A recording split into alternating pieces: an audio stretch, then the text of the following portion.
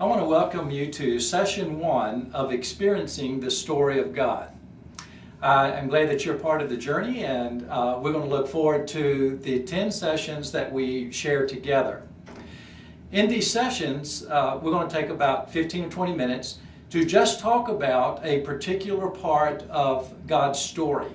The goal is that as we talk about the parts of the story each week, you will actually be able to encounter the story, to experience the story on a daily basis. And then as we come together, or as your group comes together each week, you might be meeting as a Bible study class or a small group in a church, at an office place, wherever you are, at home. You'll be able to take a resource like this and be able to share with other people the story of God and the experience of His story in your life. So, glad that you're here. The Bible begins with these words: "In the beginning God created the heavens and the earth was formless and empty. Darkness was over the surface of the deep, and the Spirit of God was hovering over the waters." And towards the end of the Bible we hear words like this: "Then I saw a new heaven and a new earth. For the first heaven and the first earth had passed away, and there was no longer any sea." What is clear is that from the beginning of the Bible to the end of the Bible, there is a storyline. Oftentimes in our approach to the Bible, many of us get parts of the Bible or snippets of it or particular portions of it, and sometimes we're not quite sure how that storyline unfolds. What happens between the day of creation, when God creates everything and He speaks things into existence, between that time and the day of new creation, when all of a sudden the heavens and earth are made new? Everything in between that is the redemptive story of God. And that is the story that we have in the Bible. So we get to now look at the Bible and enter into the story itself. Oftentimes we look at a story as if it were something to be observed from the outside, as if we were just simply, let's say, watching a movie. But a great movie is one that invites you in. And the movies that you remember, the ones that impact your life, are the ones that you actually become part of the storyline itself. You can feel the movie unfolding and happening in your life.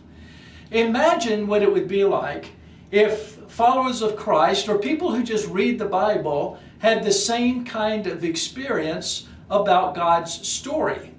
When you meet somebody, it's certainly easy and natural enough to ask them in some way, "What is your story?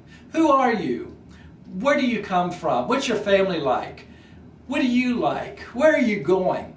And it's usually not a problem for us to be able to share our story. What has happened to us, and what are the influences in our life, and what are our dreams, and where have we been, and what have we done?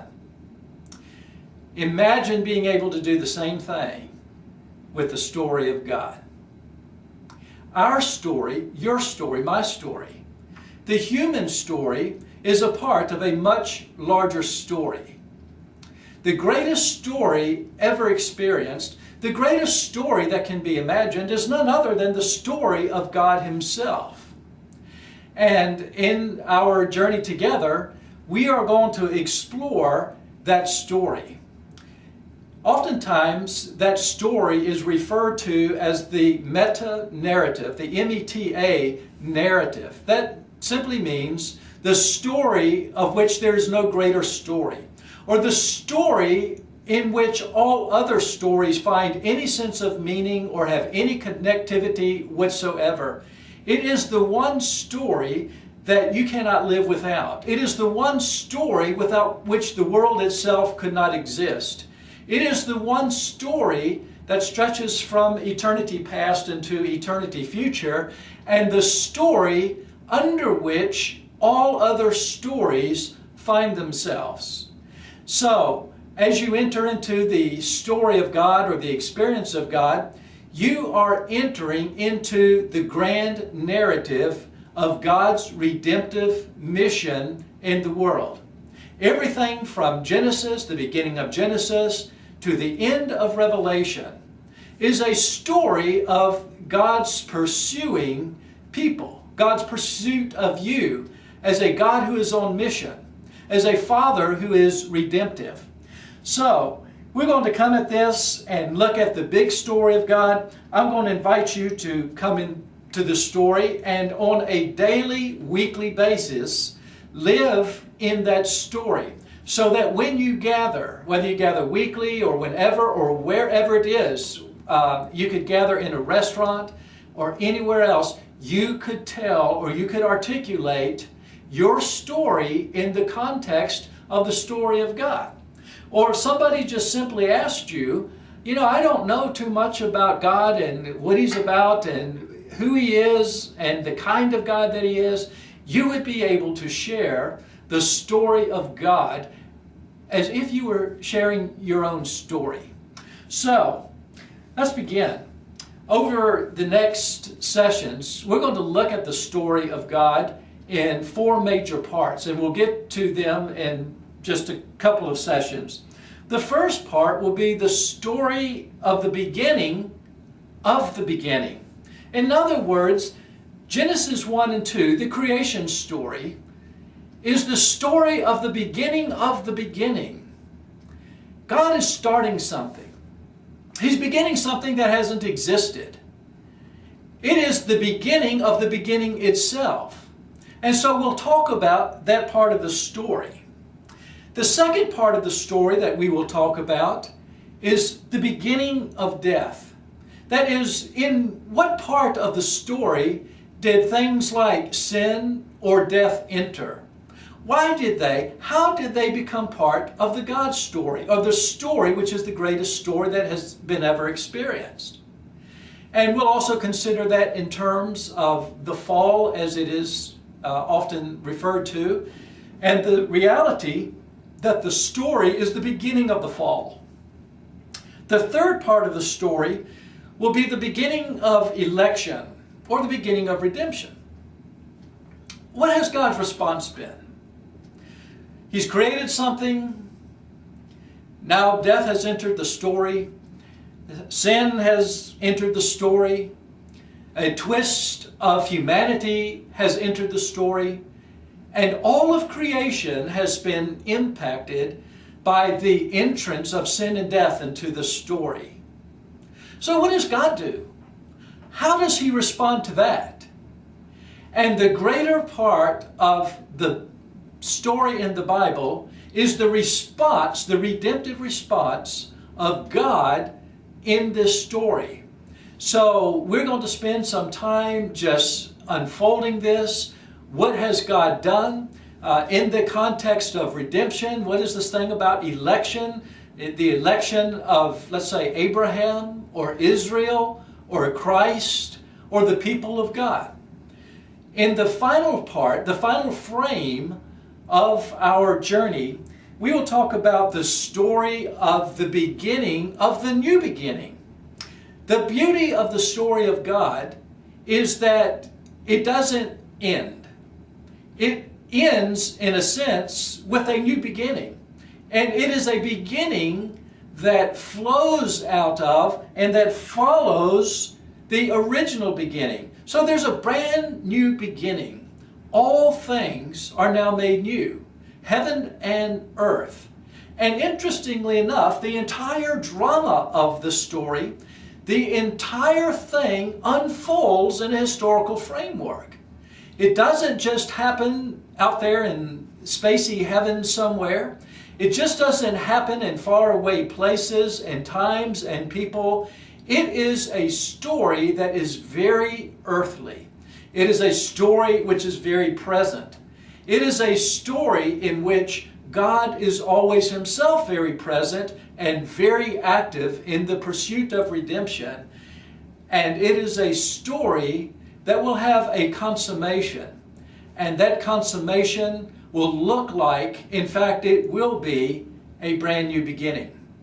So over the next number of weeks, we're going to look at the story of God and seek to experience that story of God in those four frames. The beginning of death, or the beginning of sin and death, the beginning of election or redemption, and the beginning of the new beginning.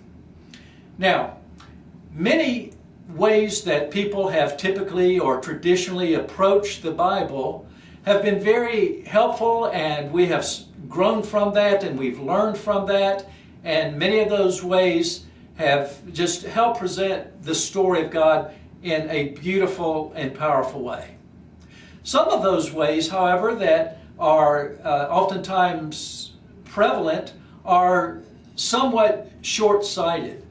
And I'm just going to mention some of those. Sometimes when we imagine the Bible, or we put an image to the Bible, or ask a question like this: what is the intent? What is the purpose of the Bible? What is it all about? Sometimes we try to respond to that in ways that just cut the Bible short of the grand story which it seeks to tell. For example, and here are some of them, you'll be able to think of some as well. So when your class meets or your group meets, talk about some of these, or some of these that you feel like are prevalent, or some that you may have experienced, and then add to it. Enrich it by putting your own voice and your experience to it. But I'm just going to give you several of these. One is the acronym that I often hear for the Bible itself, the word Bible, B-I-B-L-E. The acronym goes like this: Basic Instructions Before Leaving Earth. So the view of the Bible in that particular kind of vision is that the Bible is an instruction book. Now certainly there are instructions in the Bible, but let me challenge and encourage you to think not as a instruction or not as a hand manual. Think of the Bible in terms of a story, for God has revealed himself in terms of a story. Other people have considered the Bible as something like an owner's manual for spiritual survival. Sure, there are things in there that are necessary and essential for spiritual renewal or revival, or spiritual growth or spiritual survival. But that is part of it. The greater part of it is still, again, the reality that the Bible is a story, tells a great story. Some see the Bible as a place to go for principles for spiritual growth. Sure, there are principles in the Bible, but it is much bigger, much larger than that. It's not just a book of principles, like you could just turn in the Bible and look up a principle for this or a principle for that situation. Again, we're back to story. It is the story of God in a redemptive pursuit, not just a book that gives us principles. And it's not a handbook of Christian morality. As much as the Bible reveals to us things like the holiness of God and what God does in people and forgiveness and how we are transformed when we become part of the story, the Bible is not just a handbook on morality so that you could take an issue, whether ancient or current, and just look up something in the Bible as if there were a table of contents that says, for this particular issue, I can turn to this particular page or this particular book or this particular chapter in the Bible. The Bible reveals its ethical dimension, if I can put it that way. The Bible reveals this sense of holiness and righteousness and transformation of life in story form. And so, again, as you read the Bible and you are reading the story of God himself, it is in the context of that story that you will see things like the morality or the ethics that address our times or address any times. So let me encourage you to come to the Bible not just to find principles, not to find precepts, not to find points, not just to build lessons, not just to say, here are a couple things we can learn from the story, although all of those things to some degree have an element of truth in it, come to the Bible as the grand story of God, from beginning to end, from Genesis to Revelation, from the very moment of creation to new creation and beyond. Along with some of the images that have been prevailing that we often have of the Bible that kind of short circuits the story feature of the Bible, there is also something of a short-sightedness or something of our imaging of God that kind of goes along with that. And let me illustrate this in several ways. Some of our images of God, even in churches, among followers of Christ, certainly in culture, get a little distorted or somewhat skewed. There are many of them. Here are some. Some people have an image of God as the angry deity.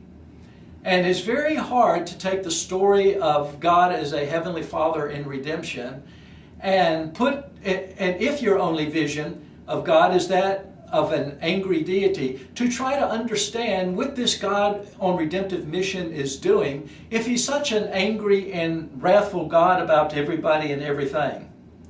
Some people, on the other hand, just see God as a benevolent deity. He's just a kind, nice being up there who wishes well, who causes the sun to shine, who from time to time gives us good gifts of his grace. And he is just benevolent and waits for opportunities to watch over us or bless us in some way. Sometimes God is referred to in popular culture as the man upstairs. And you could probably imagine how this view, although it's certainly intended well, undoubtedly, how a particular view of just seeing God as the man upstairs delimits or it short circuits the reality that God is a God, again, who is a Father on redemptive mission, and that redemptive mission is revealed to us in the context in the form of story. For some people, God is just a moral monitor. He just waits for us to mess up. He waits for us to do something bad, think something wrong, and then he just wants to convict us. He wants to take the moment to remind us that he is God. We're just sinful human beings, and certainly there's truth in the fact that we are sinful, but it would be a very short-circuited, a very naive vision of God to think of him only in terms of someone who is a moral monitor of the universe, or just a supreme being. And sometimes when we think of things like supreme being, it sounds or can feel like it's not personal, it's not connected, it could feel mechanical. Some people picture God, I imagine probably most of us at some point in time, if we still don't, picture God as old man wisdom, sitting on his throne, the wisdom of ages in his mind, and we see him with white flowing hair and white long beard, and we picture him as somebody who has spent his days, but he's still there. He's still God. Well, he's certainly much more than that. So there are a number of images that we have in our culture, even in our churches, that are somewhat distorting of God. And as a result of that, when you take a vision of the Bible that sees the Bible or images the Bible and short circuits the image of the Bible, and then you take an image of God and you short circuit the image of God, what we oftentimes end up with is a very tilted, a very twisted vision of what the Bible is all about, and with the God of that Bible, who he is and what he is all about. So our approach in experiencing the story of God is just that God has given us a story. The Bible conveys it in story form. As we come to God, as we live our lives, as we face every single day, there is a story of God in which He, the Heavenly Father, is on redemptive mission. And every day of our life can be part of that story. Can you imagine how beautiful, powerful, life-changing it is when we come to the reality that we are invited into the redemptive story of a Heavenly Father? So, I'm going to encourage you to do just that. Come to the Bible. If our approach needs to be enriched at some places, if we need to exchange images about the way we either see the Bible or come to the Bible, if we need to lay to rest perhaps some of our images of God Himself, and come to a fresh image of how God is portrayed and how God reveals Himself in the Bible, then your experience of God and your encounter in the Bible itself will be enriched. So, next time we'll pick up with this, and I have good news for you, by the way. I know a number of Christians probably think, wow, and given the culture that we live in, it is just so hard to communicate, to articulate, to get out the story of God. And how do we do that? Well, here is the good news. Our culture, today's world, loves story. And we have the greatest story to share. And we have it given to us in various kinds of ways throughout the Bible, and in a culture, in a generation, in a time that thrives on story, that loves great storylines and the many ways that they come through. We have the greatest story that a person can ever experience. So as you begin to talk together, share together, have conversation together, I'm praying that your experience of the story of God in your life will become a deeper reality this very day. Thank you very much, and we'll see you for session number 2.